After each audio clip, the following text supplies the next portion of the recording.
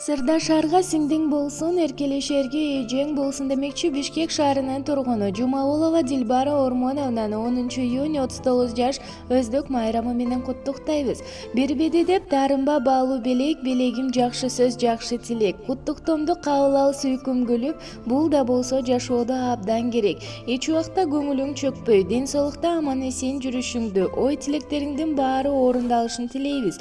Дайыма күлүп жайнап, арабызда аман-эсен жүрүшүңдү каалайбыз деп Москва шаарында эмгектенип жүргөн эжеси Кайырбүү, сиңдиси Аймира жана үй бүлөсү куттукташат. Жашоодо кымбатым алтындай бир тууганым, ар дайым амандык жараткандан сурарым. Сый менен толтуруп тагдырдым бул барагын,